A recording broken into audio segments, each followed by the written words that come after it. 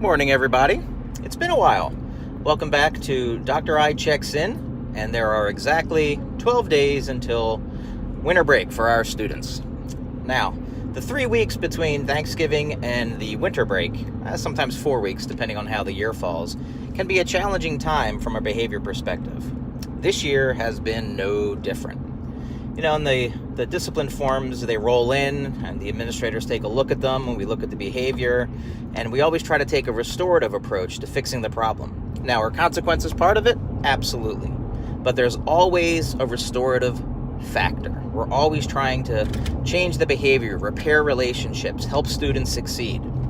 One of our guidance counselors shared a quote with me this morning that kind of stimulated this, and it basically talked about the difference between discipline and punishment.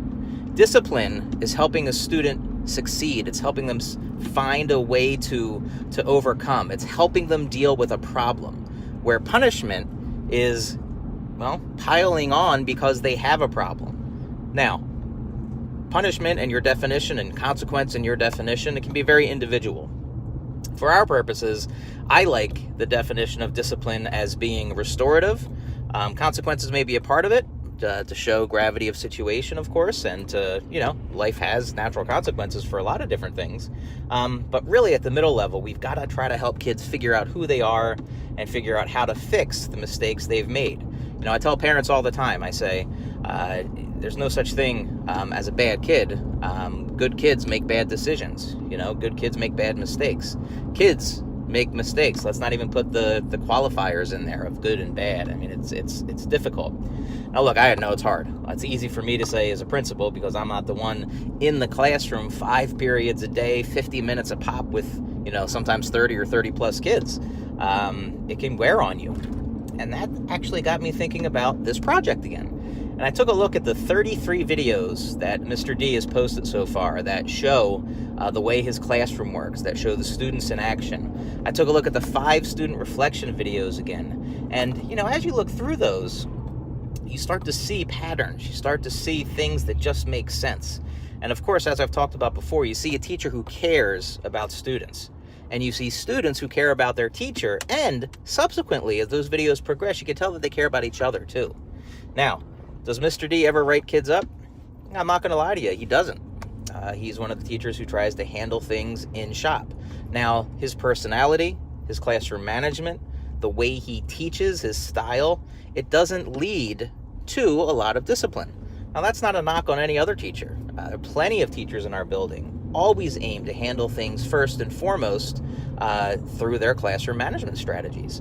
And in our building, I don't want to dovetail too far off the point that the points we're making here, but there are certain offenses that we make it mandatory as the administration that all teachers have to write up.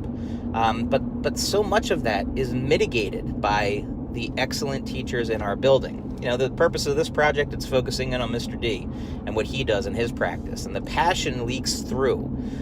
It's hard to be off task when you have someone who cares so much about you being on task is pushing you. Again, you're going to hear the analysis I like to use of a great coach. You take a look at great teams with a great coach, and that passion bleeds. Now, a teacher is the leader in the classroom. All right. Now, if you look at Jim Collins and the level 5 leadership practices, part of what makes a great teacher or a great leader great is humility. But at the same time, you have to have the courage and you have to have the confidence to put things in place that are going to be effective. And there is a fine line, I think, you walk with that. But another big part of the research from Jim Collins, which still holds true to this day, is that larger-than-life personalities don't necessarily make you a great leader. And one of the reasons why is sustainability. Meaning, if that leader disappears tomorrow, can the organization carry on? Can there be longevity in the succession of that leader? I wanted to give you one example of that, and it was back in my much younger classroom teaching days when I taught self-contained emotional support, 5th through 9th grade. First of all, still my favorite job of all time. I mean, the people I worked with and the kids I worked with, it was wonderful. But I felt like after that first year of having 15 to 18 kids on that caseload, 12 of them self-contained for just about every period of the day, I felt like we had success because when they were in the classroom with me, they were successful based on the parameters I set. Now remember, I was a young teacher. So they were learning, they were reading, they were learning math. They were making efforts. We would do group every day. We would have circles, and they would start sharing, fits and starts. Sometimes it was 2 steps forward, 8 steps back. Every once in a while, you had one of those days where kids were climbing out the window, literally climbing out the window. But for the most part, I felt good. The aides in the classroom were the greatest people I've ever worked with, and they loved the kids. That passion, again, bled through, and we were able to work hard Monday through Thursday. We kind of kicked it back on Friday a little bit. By the end of that year, I probably was more confident than I should have been. I was never cocky, but I was confident. So I felt like we had a good handle on things. Anyway, let's fast forward to the start of my second year teaching that same program. And early on in the school year, I was coaching cross country, and I had to get a coverage to leave for a cross country meet. So I went in to see the secretary in the office, and I'll never forget the way she looked at me when I told her I needed a coverage. Her face dropped, and the color drained out of it. And I looked at her and I said, "What's wrong?" And she said, "Oh, Nick, when you're not here, those kids are terrible."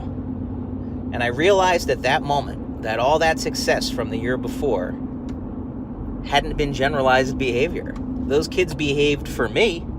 They did what I asked them to do, but I hadn't succeeded at generalizing their behavior outside of my self-contained world, my classroom. Well, that was a wake-up call, and it made me realize that I had a lot of work to do, because until those kids could practice the skills they were learning in my isolated environment, they weren't going to be successful in other environments. And really wasn't the point of what I was doing with students who had emotional disturbances, to get them ready for the real world, to prepare them to be able to succeed independently outside of the 4 walls of my classroom.